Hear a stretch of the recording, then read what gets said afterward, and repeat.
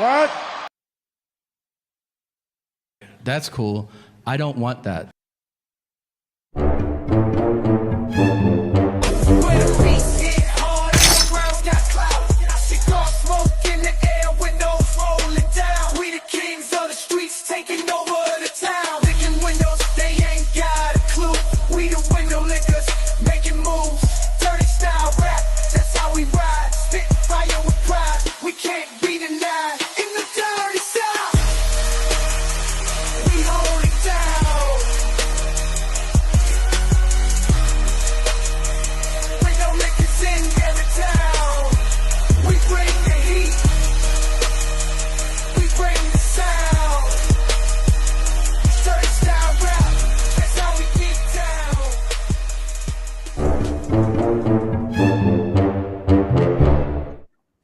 What is up, window lickers? What is up in your household? How are you doing? If you're a Chaos Goblin, you know exactly where you need to be.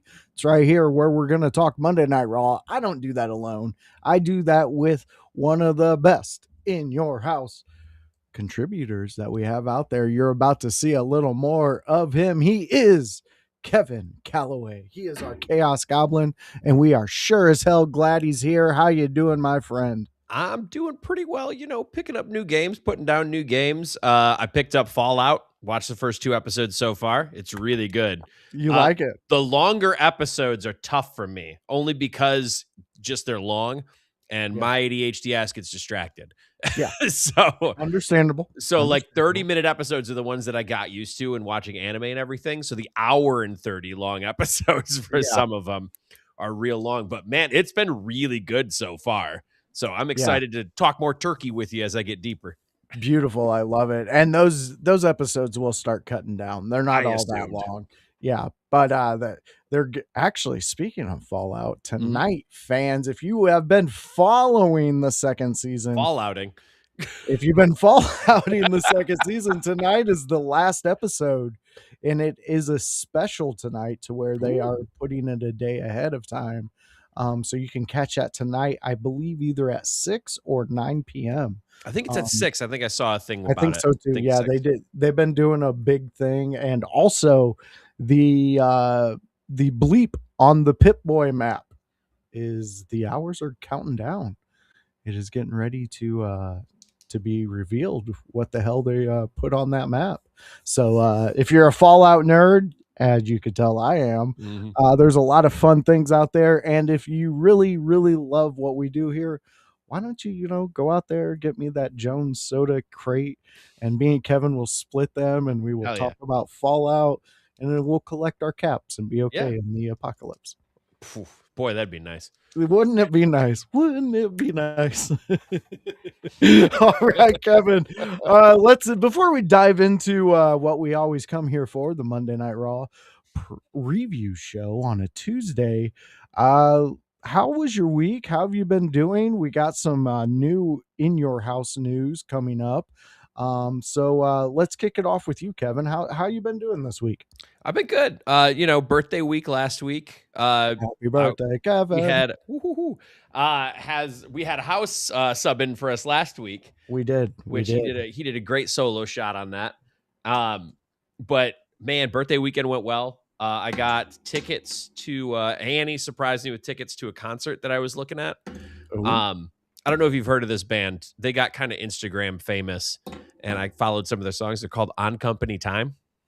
No, I have not. They are a comedy band. Oh. And they're touring with a couple other comedy bands. And I saw the tickets a while ago, and I guess she just stored it in her memory. So when she wrote like the card to give to me for my birthday, she gave me $30 for a PlayStation card, which I earned. Beautiful. And it was a gift. I earned it because I beat 2 games in time. She essentially challenged me to do it, and then she would buy me one of the games that are coming out in February. Oh. So I beat Ghost of Yotai and I beat Chronos: The New Dawn. Both fantastic games.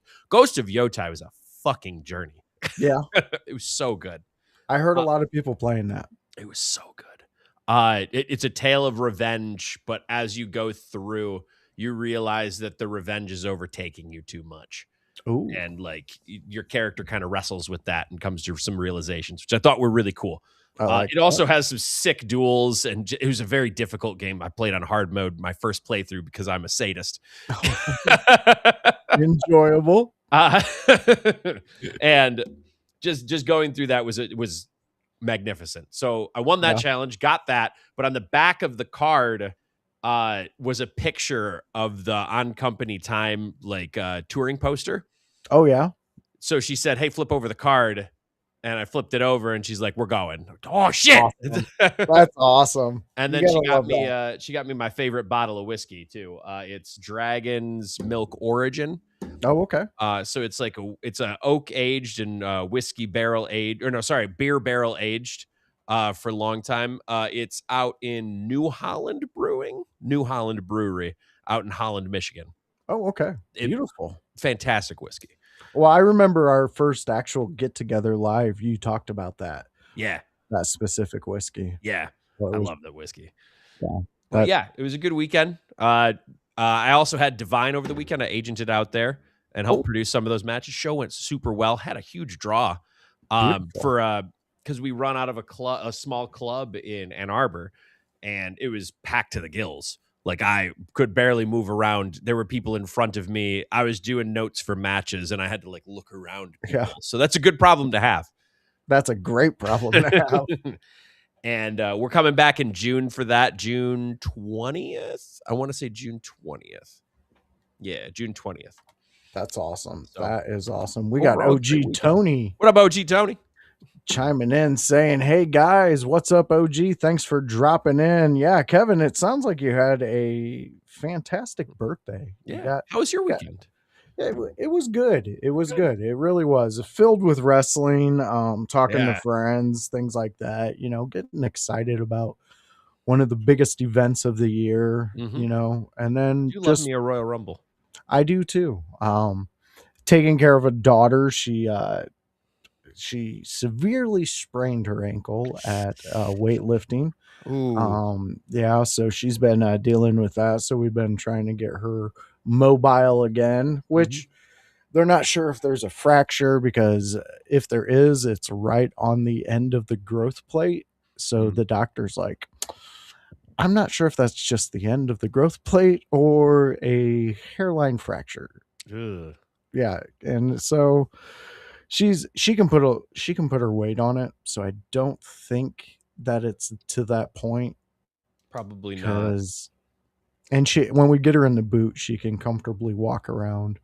So I don't think it's at that point, because the year before, her oldest sister, she actually did break her ankle at school. Yeah. And so had to go and get pins put in there and everything. So we kind of have a gauge meter somewhat in the household on ankles. But outside of that, In Your House has been moving rapidly. Fans, if you didn't see, we are officially monetized over there on the old Book of Faces.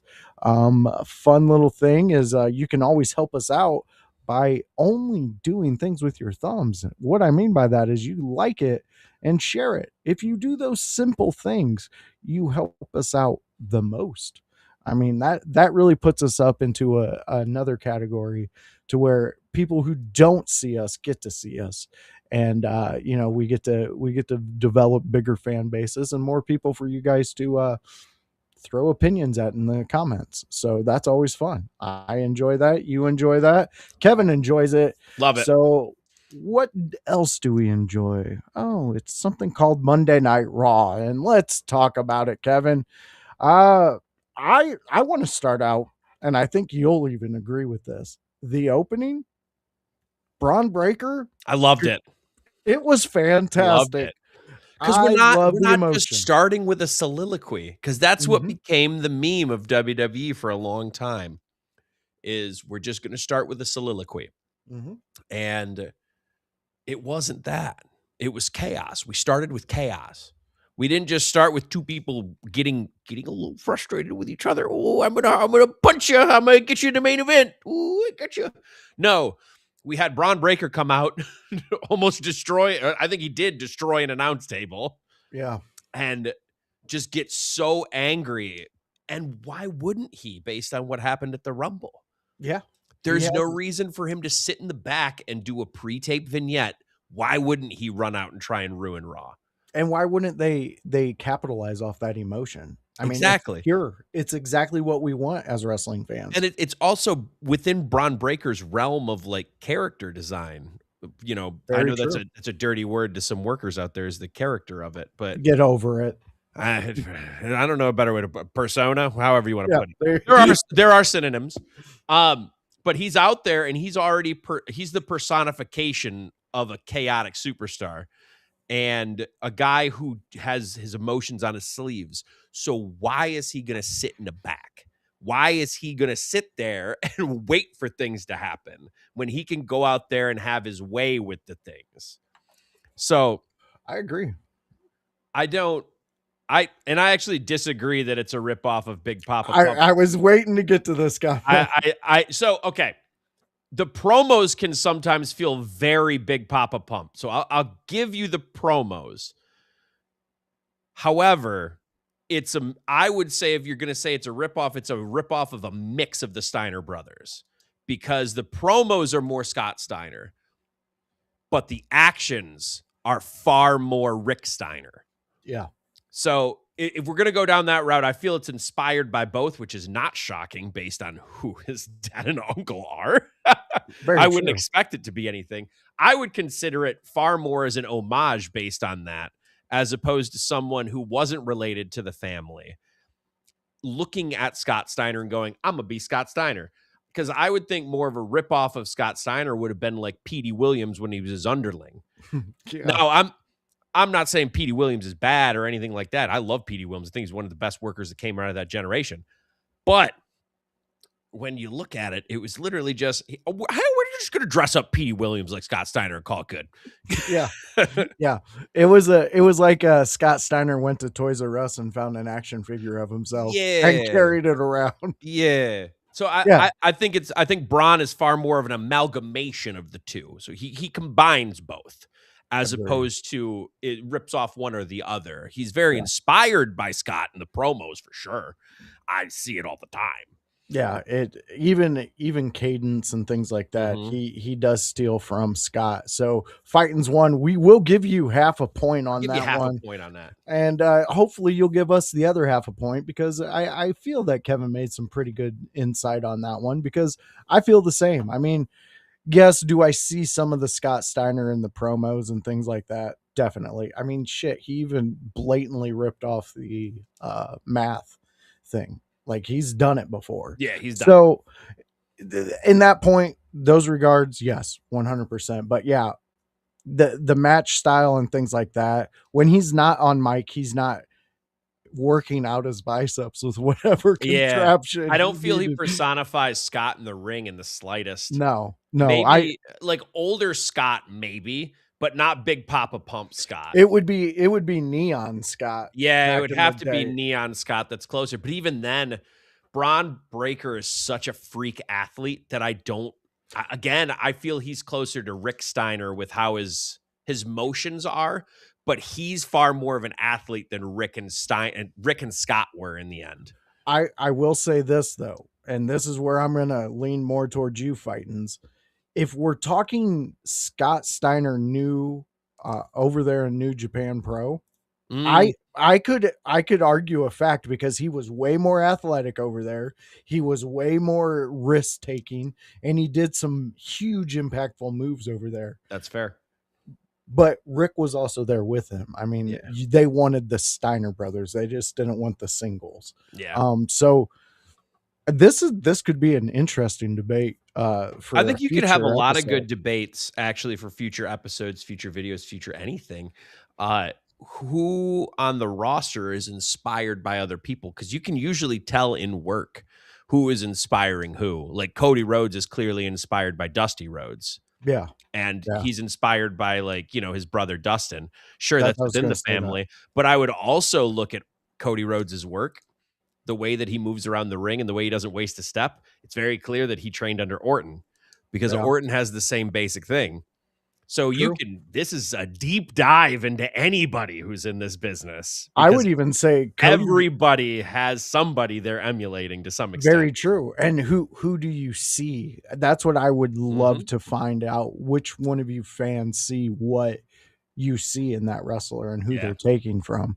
Yeah. Because I even think there's a little bit of Cody taking from Sting with Yep. the way he interacts with the crowd Mhm. and in between moves and things like I that. think specifically Surfer Sting too. Yeah, yeah. It's very like face. It's Surfer Sting is the most face you can be Yeah. as a I character, in my think opinion. he's the most white meat babyface you can be without being named Hulk Hogan. Yeah, I think. exactly, exactly. Yeah, yeah.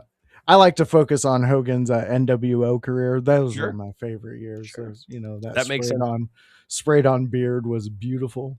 I loved it. All right, Kevin. So opening, we just had chaos, like we talked about. And it's That different. It's different. It's not just AEW likes to open with matches, and I respect that. And WWE likes to open with promos, and I respect that. But if you do either of those too much and not change it, I think you're hurting the variance in what you can do got with an you. open. Yeah, no, that makes You got to switch perfect it up. sense. But let me ask you this, based off of what we just talked about with the opening, Mhm. do you feel that this is the most impactful way to ignite LA Knight back into the roster? And if it's not, what other option is there actually with LA Knight? I'm I remain so worried again that LA Knight is going to get lost in the shuffle come Mania. Yeah, And he continues to be over, and I'm not sure exactly what is stopping the momentum, or what, powers that be, or who doesn't see something in him mhm, backstage, or whatever the case may be. And it's everyone's opinion as to what's happening with it. LA Knight's not exactly a spring chicken. He's a little older, no. so they might not see that either. Braun But even brought that up. If you go back and you mhm. listen to it, he was like, "Wait, you gonna bring your 40-year-old ass down here?" Yeah. So, like, I think this was the best way to reassert LA Knight as a star and I do someone too. who is smart. He is a smart babyface. He is a calculating babyface in the sense of he's not just going to appear on stage where there's four people in the ring, look like an idiot and jump into him. Because Yeah. I've seen that babyface, Oh yeah. and it's makes him look dumb. Yeah. It makes him look courageous, but it makes him look dumb at the same time. Whereas LA Knight, he waits for the opportunity, then he goes. He waits for the opportunity, then he goes. Boom, hit and run, boom, hit and run. I like that for LA Knight in the sense that he's trying to chop down the redwood of a group that is the Mhm. Vision. He can't just jump up to the top of it. He's got to cut at the limbs first. Yeah. So I think this is the best way to bring him back, especially because if we're going into Mania season, like, could I see an LA Knight versus a Bronson Reed maybe on an undercard? Sure. Because then you can put Logan Paul and Austin Theory in some kind of tag. That would be Or good. you could make a not a 3-man tag. Ugh, that doesn't work. A 6-man tag. There's the numbers. That'd be a little different. It would be a little different. Yeah. But you could do a 6-man tag with LA Knight, maybe two friends that are a tag team, and then the Vision. And I think you can fit that into an undercard, make it a nice, 10, What 12-minute match, bell to bell. Good to go. would that be where you could interject the Usos? I feel the Usos are going to get interjected into Reigns and Punk.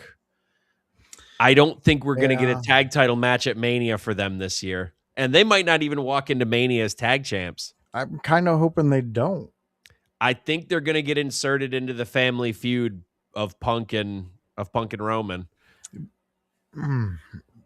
I- We're still on 2 nights though of Mania. So We are, but there's the a way that chance. WWE books cards now, and Mania is slightly different, so this might not be exactly the case.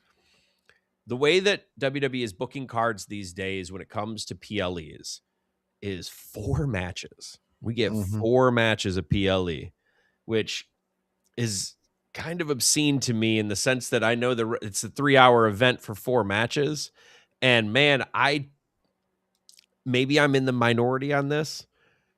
I don't need my matches all on PLE to be 30 minutes long. No.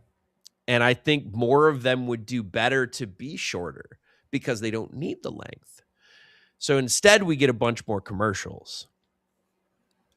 And like, sell your product, make your money, I guess, but we're not getting as many matches on all of these PLEs. So I don't honestly know how many matches we're going to get at Mania. How many did we get last year? Like 12 between 2 nights? I believe it was around that number. So I guess I ask, where does everyone fit in if we're trying to get all championships defended? Because I don't think we will. Yeah. I mean, that's a valid statement on there. Maybe whatever Raw doesn't put up on Mania, they'll do on the Mania after Raw. Yeah. And or the Mania or the Raw before Mania too. That's true. Or vice versa for SmackDown. Mm-hmm. I think that's what we'll get. Yeah, because that's what we got last year with the tag titles for SmackDown. Too. Which I think the tag titles need to be on Mania. I think that big match they had proved that specific group will go the limits at a Mania and can draw. Mm-hmm. I mean, that was the biggest match called for that Mania. I just don't know where they're going to go with a lot of the tag division by then too. That's true. But we have a lot of months to build that. So I'm not saying that we can't get there, but I do think I agree with you. We need a tag title defense at Mania, whether that be SmackDown or Raw. I don't have a preference as to which, but I think we need more tag matches in general on Mania because I don't think we had that many last year. We had a lot of singles. Well, that is true. That is true. And if we're going to stay on tag matches, I think Oba's Femi's just ready to take on tag teams. Yeah. Like I think he's just going to get Brock Lesnar treatments. Yeah. Hey guys, this singles competition is cool and all, but can you just pick it up a little bit? And I've thought, you know what? The War Raiders are going to give him at least some type of offense. Absolutely not. Absolutely. They said, hey, War Raiders, remember how like we used to do like vignettes of like how destructive you two are and like how you guys are brutal? Well, guess what? You're about to get eaten. And that is exactly what happened. But I will say this, Kevin, because we talked about it when it happened in the chat. Talked in the chat. And you explained it to me. The reaction Oba got is you couldn't have paid people to act better. Mm-hmm. It was beautiful. Like the fact that he is so over with barely even doing anything besides a workout routine is amazing to me. First question for you. Yep. How quickly do you think they're going to slap a title on this dude? No. I don't think it'll be until after Mania. Do you think after Mania? After Mania. You don't think he's going to pull because he still hasn't signed on either show. That's why I think not until after Mania, because they're going to run that out a little bit longer. Do you think that there's a chance this SmackDown he answers the open challenge? If he does, goodbye Carmelo. Okay. So I don't think they'll go that route, only because I think they're loving how they can do the open challenges. Okay. And I think if you have Oba in the position of the US champ, I think the open challenges end. Not because you can't have someone challenge Oba and him do that. I just don't think it's necessarily within his character to just allow anyone to face him. He's a ruler, so people need to step up to him rather than anyone. I see where you're going with that. You see where I mean? Yeah, no. So I think if they do that route, then obviously Oba's going to go over for that title. I think it's more likely that Oba might kill Dom because Dom can lose the Intercontinental title and be okay because then he can just move on up to the World Heavyweight title. Yeah. Now, okay, so side question. If that were to happen specifically, how quick do you think that we would be looking at Dom holding a world title? Again, not that soon. Just the way that WWE does their things. I think he'll be in the main title picture. I think he'll have a title shot within 2 months, maybe 3. Okay. But I think we're not going to see him with a world title maybe until next year, if I had to put a time on it. And I think it'll be summer of next year for him to try it out as a smaller title run. If I see him getting the title, I kind of want the chapter with Liv and all them to be closed so we can kind of just focus on because I want that moment where in a match he's for a world title. I want that moment where they're not sure if they're going to give it to him and it looks like he might win, and I want to see the crowd reaction. Yep. I want to see someone reach over to their friend and be like, "Oh my God, they're going to do it." It's going to give me Eddie vibes. It's going to it's going to be a moment. So I'm looking forward to that. And I think Dom is going to end up going face before he gets a title.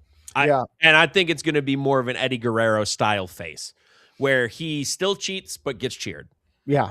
Yeah. I can agree with you on that one. You've actually talked me into that because I've been promoting. I wanted Dom to be heel and be a title holder, but I think you're gonna at that time, if we're gonna give it a year and a half out, I think face is gonna be the best position for him. And I think you turn Balor heel out of the Judgment Day, or I you think keep that's Balor coming. heel rather. You keep Balor heel. I think he's gonna get more heel. I think he is going to go more heel, and we just need the right people to make him a heel. Yeah. And I think Dom is beloved enough that if Finn turns on Dom, you can kind of do a double where Finn goes more heel and Dom becomes the face over time. Yeah. Yeah. I think that would be a great jumping off point for Dom. And I wouldn't hate Finn winning the Intercontinental title that way, just to give him something. And then Dom can come back and either take it back or, go up better things. Yeah, no, I agree with you on that one. I mean, I wouldn't even mind seeing a 3-way between them and Oba. Yeah. Because then they would have to find some way in that match to work a little bit against Oba. And then Oba just kills both of them. Exactly. But they would make it look so amazing with the way they both sell.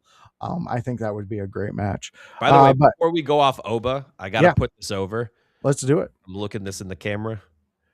Ivar, the big boy, you got up so high for that goddamn choke slam. I'm so proud of you. Yeah.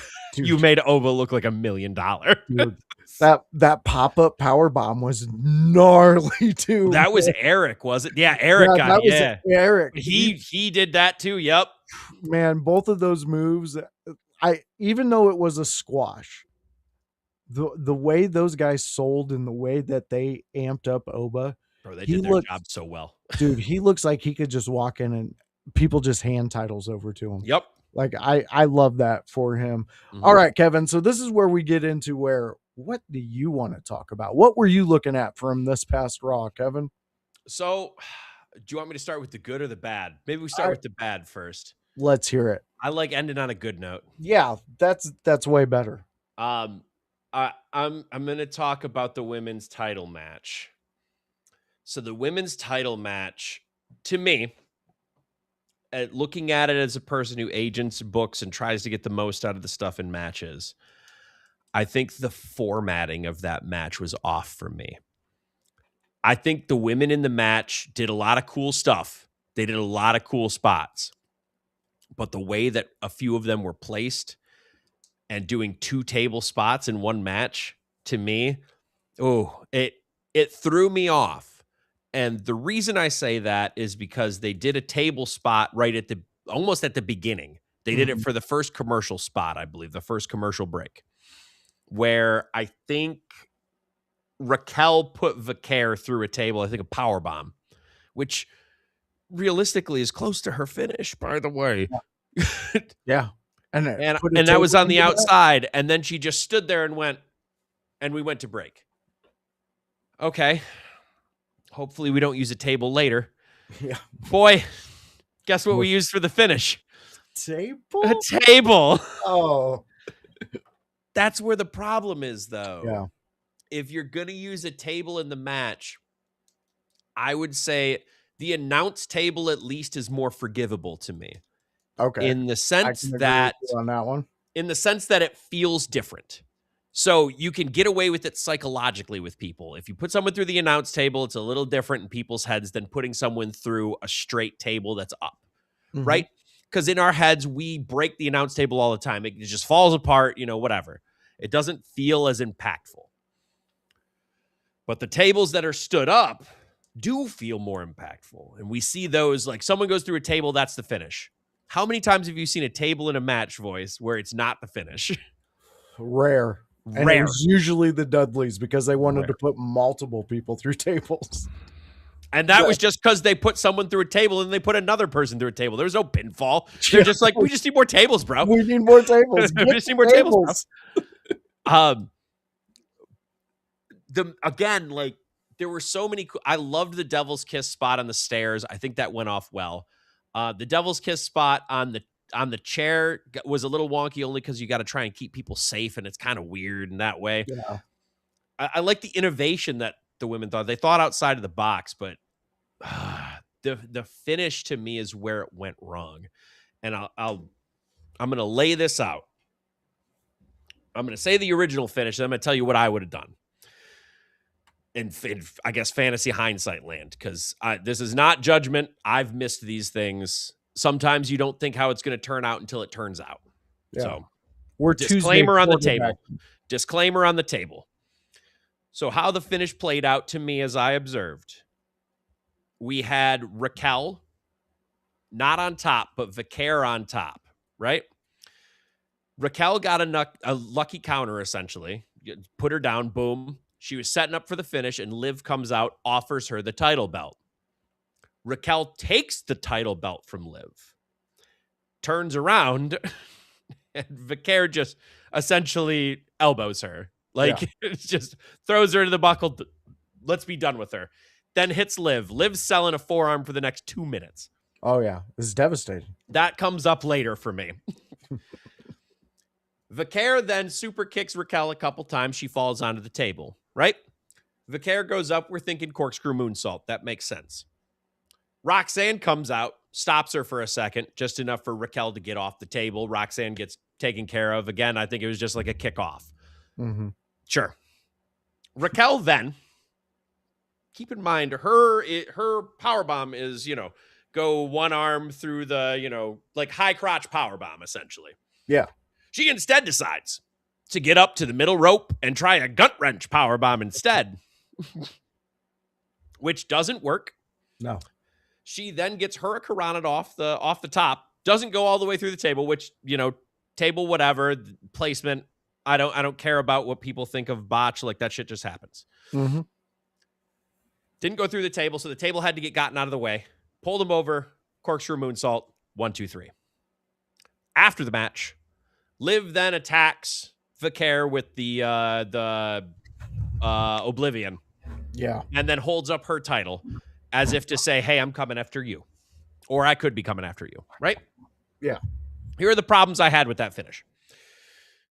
1, Judgment Day at no point costed Raquel. Their involvement didn't cost Raquel. And the reason I say it that way is because it didn't happen right after. Like the finish didn't happen right after Liv came out or Roxanne came out. It happened when Raquel had all the chance in the world to finish this match in between both times. And she didn't.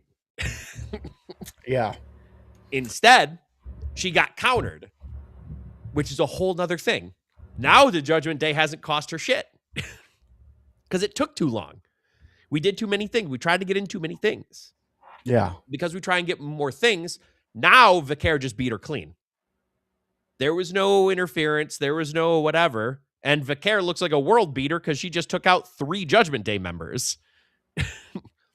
And I agree with House. Raquel at this point simply did not get the job done. That's it. Oh. And this wasn't a moment where Raquel looked at Liv and said, hey, I told you to stay in the back, and then got cost, which I'll give you my finish here in a second with something like that. like, that's a problem to me now, because I think they're going to come back and they're going to say, and then Raquel's going to get into Liv and Roxanne's face, and she's going to say, hey, I told you not to come out here, which was the angle they were setting up. But now that doesn't make sense, because she could have won and this not be an issue. The second issue I had with this, we'll stay in the match, not the after. Why did Raquel get up to the top rope? Why middle rope? Your Tejana bomb is right there. Yeah. It's literally right there. You pick them up. She's already there. You pick them up. You put them down. Done. That's what I thought the finish was going to be. But she started climbing the rope, and I'm like, oh, my God, where are we going with this? Oh, we're going for a gut wrench. Oh, okay, she's going to go over with the gut wrench. All right, whatever. Live your dreams. And then she didn't go over. Now she looks like a fool for climbing to the middle rope. Yeah. Because she could have just picked her up and put her down. This finish really killed Raquel for me, which sucks, because she has so much momentum and she's so good. She has so much momentum coming. And now it doesn't feel like she does. No. To me, at least. Maybe I'm overanalyzing. Maybe people won't care as much, but it's worth mentioning. Last part that I didn't like is at the end, Liv Morgan stood tall with the title belt, right? As if to say, hey, I'm going to challenge you. She was just selling a forearm for 2 minutes from Vicaire, and all of them just got beat for Raquel to get beat. I don't feel Liv is a threat. I mean, you're not speaking lies. I'll tell you that. At what point did Liv feel like a threat during all of this? Just because she snuck up and hit her? Like, oh, she feels like an opportunist. Yeah. So if she gets an opportunist, but she's about to face her one-on-one. Like, that's how the match works, right? Hey, I love where you're at with this, because I feel there's an out for Raquel. Mm-hmm. If she calls Liv directly on this. Like, oh, you're going to stand up there and act like you can take on Stephanie when she took you out with a forearm? Yeah. Oh, maybe you took a dive. Maybe you just laid down and you didn't want me in that position because I could take you out, Liv. So there's definitely a way around it. Yeah, but there's definitely a way around it. Dude, but it's shaky at best is the problem, and there's a lot of explaining you got to do. Lucy's got a lot of explaining to do, which is problematic when you want to keep things simple. And as simple as possible so that people can digest it instead of just having to follow. Exactly. No, I'm there with you 100%. So the finish I would pitch, this is what I would have done. If we're putting Vicaire over. Let's do it. If we're putting Vicaire over, we're going to keep Liv coming out. Okay. We're going to have Roxanne come out at the same time. Okay. Roxanne runs distraction on Vicaire for a second. Vicaire knocks off Roxanne here while Liv is giving her the title belt. Except Raquel goes, I don't really want this title belt. What are you doing here? And Liv goes, take it. You can win with this. Then Raquel, reluctantly, takes the belt. As she turns around, Vicaire is ready for her. Super kicks the belt into her face, gets rid of Liv Morgan. Corkscrew moonsault. 1, 2, 3. Simple. Now who has cost Raquel? Well, Liv. Exactly. Yeah. Yeah. But here's the thing. And I know fans, I've alluded to this interview before. The discussion I had with Raven throughout your whole thing that you just said there, they never explained why. Why is Liv? I mean, we obviously know why Liv's out there, but why is Liv getting taken out by a forearm? Why is this happening? Why is that happening? Why is Raquel not getting over? None of that is explained in what they were supposed to be doing. What they were supposed to be doing is exactly what we've seen in the chat. Like OG Tony, it wasn't a bad match, but it was kind of clunky. Mm-hmm. And it was clunky because we just listened to you go through all of these things, and there was so many extra put on it that you've overcrowded the plate and nothing tastes good on the plate now. When in fact, the simple diet that you guys were working with was perfect. It was easily digestible, the way you just laid it out of how you would have done it. Now, to me, when a wrestler goes under the ring to get a table, to pull the table out, to put the table up, that's letting me know that wrestler has had to do work to get that moment set up. And there's been a lot of my favorite matches where they'll set up a table at the beginning and then forget about it for the next 15 minutes and then go back to it. That's not what happened here. Like you said, there was the table on the outside, and then we had the table on the inside, right? Correct. Yes. Yeah.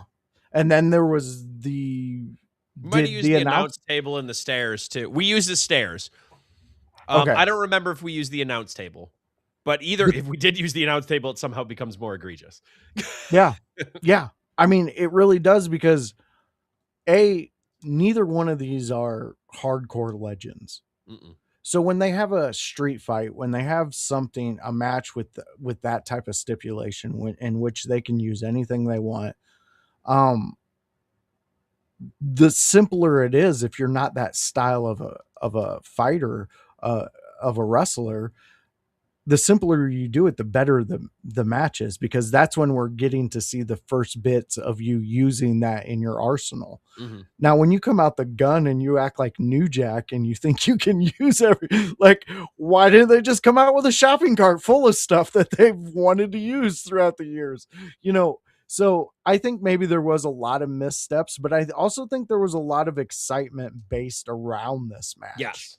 And I think maybe that, as the first time I ever sat down and ate sushi at a Japanese bar, I ordered so much and couldn't finish it all. That's and the Japanese chef looked at me and he goes, "Eyes bigger than stomach." And I was like, "Yeah, man." And I took that with me. And I think in this one, their eyes was bigger than the stomach of the fans.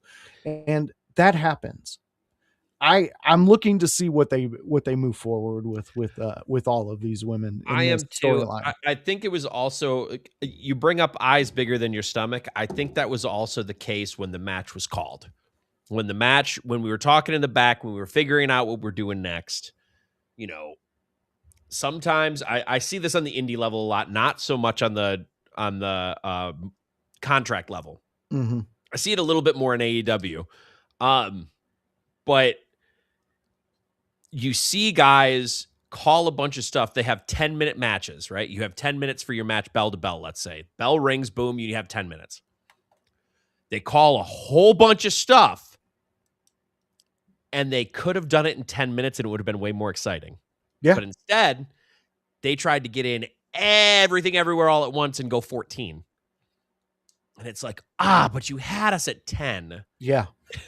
Yeah. And I've seen that happen with AEW sometimes, where someone will hit the nastiest looking finish, and it's like, yes, what a finish. And then they kick out. And I go, what? Yeah. How are we going to top that, though? and then it's a roll up, and I go, what? Yeah. I don't think we're eating from the same menu. I know. Yeah, I don't think we're on the same menu, brother. And not to just dog AEW, because I've seen that happen in indies. I've seen it happen in shit. I've seen it happen in WWE. Yeah. It happens everywhere, but it's one of those things that does happen in a match where you get excited because you're about to do this work with someone. So you try and do everything everywhere all at once. Brother, you can't do that. No. You got to slow down. It poisons the whole plate. Yeah. You got to slow down and explain the why. We got the boss himself in here. He's talking to us. He thought it was Raquel's night for sure. I was there with you, man. I did too. Especially. I thought we were going to get Raquel live. Yeah. I mean, she came out honoring her big sexy Kevin Nash. She was in her whole gear of what represents Kevin Nash for her. I'm not a big Kevin Nash fan, but I kind of see the similarities. I do see that, especially with her being somewhat of a bodyguard for Liv, or at least that's how she started out. Liv and Sean. Yeah. Sorry, Liv to Sean and Raquel Diesel. Yep. exactly where my mind's at. And you know, and then when Liv was gone, she kind of played that role with Roxanne there for a second, and you know, interesting. I like what she does. Again, this match was not up my alley. I thought I was gonna love it, but the clunkiness, it was not digestible for your average fan. And when I'll, you do I'll say that, that I enjoyed the match for the most part, in the sense that I appreciated the innovative spots, mhm, but as an overall thing, unfortunately in wrestling, the finish is the most important, yeah, and the finish. Ugh. I asked too many questions, and if you pose me too many questions instead of answers for a finish, it becomes wild. yeah, we turn into the squirrel seeing a shiny object across the road, and Basically, then yeah. we're hit. Um, I like what House is asking here. Let's answer this for him. Uh, he's saying Raquel has truly come into her own, and I fully buy into this one. I I'm agree. buying what he's selling here Hmm. because I think she has. I mean, we've gone from her being a third string in the Judgment Day on the women's side to now she's one of the main features. Like people Hmm. are wondering what's happening with her next. They're clamoring for her to win a title. Yeah, and I'm not opposed to it. I want it. I kind of think she's going to bring a new spark to it. She's going to bring that big man, but in the woman's section, big man energy. She's going to bring that to that title, and we haven't really had that. I mean, I know Jade's kind of playing that role, but is she? She 'Cause plays it differently though. So she really does. Raquel plays it way more as a Diesel, Yeah. where she is just flaunting her size, making sure that she feels like a big worker. Like she feels like a big wrestler. You got to chop her down. And ever since she took that critique from Kevin Nash, her work has been night and day to me, because she's respecting her size a lot more. Yeah. We got Um, OG Tony saying, I thought a lot of the wrestling in general was clunky last night. eh, Oh, I don't. You know what? Maybe I'm just overanalyzing. Maybe I'm over putting over the promo segments, because I count that as part of wrestling, not just the matches. And the promo segments were all A-pluses to me. oh yeah. Between Promos were hitting. between the opening segment of Chaos, between Gunther coming out to AJ Styles music, Dude, that was priceless. killing Dragon Lee. Oh my god, he concussed Dragon Lee on For the that topic that we're going to talk about next, which we'll get to, because this is we need to talk about the next one. And I guess this will move us from the women's. I don't know about the wrestling matches, but boy, we ended on a huge big note for all of Raw, and that was Punk Roman. That was a masterclass of a promo, and I'll say this before you have any questions for me or have any thoughts. This promo sold me on Roman winning the Rumble posthumously. Because at the time when Roman won it, I was wondering, what are we doing here? But now that we have this promo, this match is a WrestleMania main event match. It is. And it has only had one promo to cook. Yeah. Dude. I mean, if you want my honest opinion, so I heard someone say out there that the promo from last night was epic, and it's somebody I usually listen to when it comes to their opinions on wrestling. And so I went and checked it out on my drive home from work, and it made me want to see my tribal chief back at the helm. For him to say, all Punk talking all this stuff, saying all these things about him, blah blah blah, and then he's just like, I simply hate you. I hate you. It's Like, a personal feud. It just oh my happens to have god, a title. exactly. Like, I was like, holy fuck. I even like slowed down a little bit. Normally I don't look when I'm driving, I just listen, but I looked because I just wanted to see Roman's face. that fucking dude knows how to sell me a product. Dude, both of those guys do. They do. Punk was on his game here too, but Roman just had the answers. Yeah. Yeah. I mean, dude, I felt first off, I know you touched on it, but that Gunther shit, let me tell you something. That popped me. That was like watching Goldberg lose for me. That was amazing. Like we got so many things coming for you fans out there. I cannot wait to show you some of these. I'm so ready for what they're doing with Gunther. I will not hear the hate for this angle. Yeah. I do not care that you were robbed of AJ Styles' retirement tour. Styles chose his life. Cena chose his life. Goldberg chose his life. Yep. They just used it for an angle because that's how wrestling works. You give back, you look at the lights for the end. That's how it works. And all three of these men who were legends, pillars in the business at one time, between Goldberg, Cena, and Styles, all of them have given their career to have this momentum for Gunther. Yeah. But more importantly, I think it was important for Dragon Lee to come out here because it shows you not only is he going after legends, if anyone wants to die, Gunther obliges. Yeah, dude, 100%. And I think he needed that layer to him. I think because you cannot just be the legend killer. You cannot be the killer of legends. You can. Well, hold on. Don't take away from Orton. We're talking about career killers. Yes, the career killers. TM legally distinct. Very true. Very true. I bet we get an Orton Gunther retirement feud. That's what I was saying. That's where I'm going. Like I hate to do this, but to think about who he's going to retire in the next few years, Roman is in that plateau. And the jewel that he will have by retiring a man like Roman Reigns, you're never, like, he has taken Piper heel, added it into Heenan heel, throw in some NWO heelness, and he is the ultimate heel. Like, I absolutely love it. I don't mean to derail us from the Roman and CM Punk promo, but like you said, the promos from last night, A++, you get to sit and eat lunch with the teacher because you guys fucking killed it. And this is what I've been wanting out of you guys. I love the matches. I love what you guys do in the ring. Totally love it. But when you're telling me stories like this, like what House said, I wanted to see Roman's face.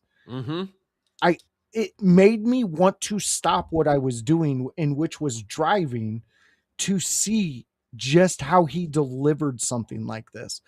Fantastic. I'm going to let you hit this one. You know what? Let me speak on that real quick, on that matters period too. And I'm going to hit cons after that with Dragon Lee. Okay. This I was thinking about, and I was talking with Annie about this. There are so many people who love the Attitude Era. They love the things that they remember about the Attitude Era. But really think about it. This is opposed to you and opposed to the people watching, I guess. How many matches do you love in the Attitude Era? Can you point to a classic match in the Attitude Era? Oh. I mean, do you see how you have to think hard about that? Yeah. Because the Attitude Era didn't produce great matches. You know what it produced? Moments. Yep. And that's what wrestling's about, and that's when it's at its best. Yeah. I get it. The fans want to see some cool shit in matches these days, and they want to see that work rate. And I respect that. But at the end of the day, if that work rate costs you moments, it's not worth it. Yeah. You need to be able to create moments first. Moments first. And those matches will come, because then you'll get moments out of those matches. And that's where marketability is these days too. But let's hit that next question from Khan. We're talking about Dragon Lee, right? Yes. Okay, Dragon Lee played his role to a T and looked like he did. Yes, he did look like he did. It looked disturbing. Yep. Yes. And that's what we needed out of Gunther, too. Man, we needed all of this out of Gunther. He has layers. He's cocky and he's dangerous. So the reason that his cockiness works and his, first of all, is because he has the biggest shit-eating grin on the entire roster, and I'll hear no arguments. But second, the reason his cockiness works and continues to work is because he proves to be dangerous. Because if he just walked out there and was cocky and then lost, he'd be the Miz, which Miz has a place. So this is not disparaging the Miz. But the Miz is at where he's at right now for a reason. And Gunther is the indomitable killing machine who ends careers because he's in this position and because they've treated it with such respect and because they've given him so many things. I'm seeing legit heat coming at Gunther because people don't like him for many reasons. Internet fans are coming at him because they're sick of him being there killing the careers and, oh, we needed to have more. Why are we booking it this way? Cool. Yep. Guess what? Now they hate Gunther. Now they have a bunch of the more casual fans who don't necessarily prowl the internet, look for all the dirt sheets and things like that.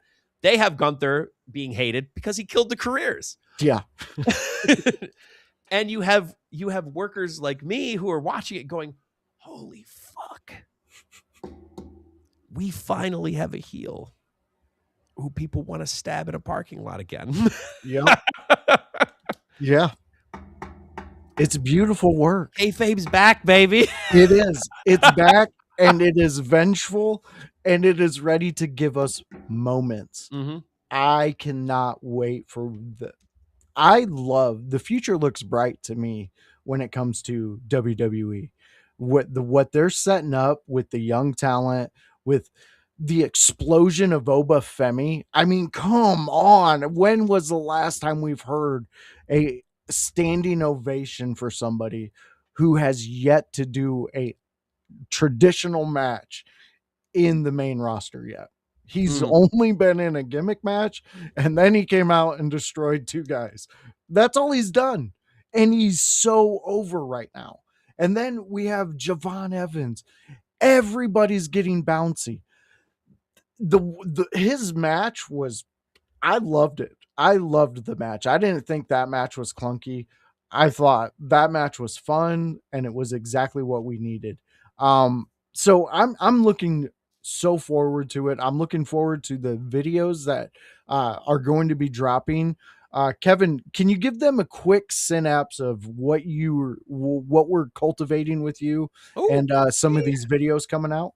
Yeah. So I've started recording these, and I'm going to try and record them as much as I can as the inspiration flows to me. And you can check this out and follow the IYH network, that In Your House Wrestling podcast, right there on Facebook and anything else.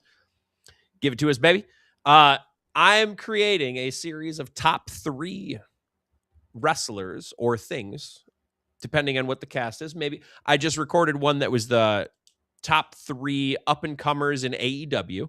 I just recorded one that was the top 3 new faces that we're seeing in WWE. So you might see some all-time lists. You might see some roving lists that are more of like what's coming up here or there based on the time of day, based on the year that we're in, anything like that. And I'd like to continue kind of making it a series and getting it out there and seeing what people's opinions are. I'm trying to keep them as well, because I know this about the people on the internet. They don't like things that are, 10 minutes long. No, that's okay. Don't. So I'm trying to keep it under a minute for you. I'm getting you a quick synapse, getting you a quick sentence. Then you can be about your merry little day. So stick around for those. And, of course, join the conversation. Tell me your top 3s when we drop. Put them in the comments. Exactly. And we're going to take some of these, and like we were talking about, we're going to bring them onto the show to start a conversation, to see what you guys are out there, what you think of Kevin's top 3. No matter what the subject is, we're going to put it out there, and we're going to see what engagement it draws. Well, who knows? Maybe I'll talk wrestling. Maybe I'll talk video games. Maybe I'll talk whiskeys. Who knows? Yeah, you never know what he's going to do. He's goblin. Who knows what I'll talk? Exactly, and that's what we love about him. So we're gonna intertwine those with some of the shows and try to change up a little around here because as you guys seen and heard, we are moving forward. We are getting to that next level, and that's where we wanted to be. That's where we've been working to get to so far. So I think this is going to be a great addition. I'm looking forward to these. And again, like and share these out when they come out. That's how you support us. That's how you get us the most that you can get us by doing the least. So Kevin, before we head out, I think if we have anything left on this Raw, we're gonna have to put a pin in it because I think we could talk a lot of storylines on there was this a one. lot of stuff that happened on Raw, but boy, that's why we have next week. That is exactly why we have next week. Who knows what Raw will be? Maybe they go dark and we don't see anything. They just don't show anything. Maybe there's nothing, and we have a show just talking about old WCW stuff. No, we've done that before. Yeah, I mean, it never. You can never defend or guarantee that it's going to be there, but we will be here talking about something. So, fans, I want to give Kevin his moment. Kevin, let him know if you're out there doing anything, if you got any shows coming up, and let the fans know, my friend. So you can follow me at Kevin Kalloway on Facebook. You can follow me at Kalloway Kevin on Instagram. You can also see me here at the old New Edge Pro Wrestling, defending this nice title. Next week, Friday the 13th. That's right. Someone's going to get Jasoned. Ooh. At My Bloody Valentine out here in Hazel Park at the Community Center for New Edge Pro Wrestling. Boy, they keep stepping up and they keep just dying to these challenges. So, I can't imagine this will be any different, but, give them a shot. Yeah. Give them a shot. I think at this point, I'm just going to retire with the belt voice. You should. I think I'm just going to set a date and say, hey, if you can't beat me by then, I'm just going to hang up my boots. I love it. Maybe someone will Gunther me. Maybe. Hey, and you could tell an amazing story. And I think we would cover it here. Definitely. We would have full coverage here. Yeah. I'd even have footage. Yeah, exactly. We'd have backstage footage. We'd have it all. Everybody would be like, where's the footage? We have it. The forever champion. That's what you're being 9 called. months running. There we go. I love it. All right, fans. So if you're a fan of In Your House and you've clicked the subscribes, the likes, and you follow us, then you should know tomorrow night we do the big ECW watch along. That's where me and House we watch ECW, and it's a fun time. And tomorrow marks the 7-year anniversary of In Your House. So it's going to be a special one. And I say special because we are inviting the neighbor himself, Mr. Jones. Hypocrisy Jones will be joining us for the ECW watch along. What are we watching? You got to fucking tune in. I keep telling you that. I'm never going to tell you. You got to tune in. You got to see what we're doing. And then you can catch the replays. We'll talk about it there. Outside of that, if you join me for some AEW Dynamite, you're going to run into my friend's house. And OG Tony, you've seen him in the chat. He's out there, gives great insights, gives great opinions. If you liked the styles of Kevin, you're going to like the styles of OG Tony because you learn something every time you talk to these crazy rascals.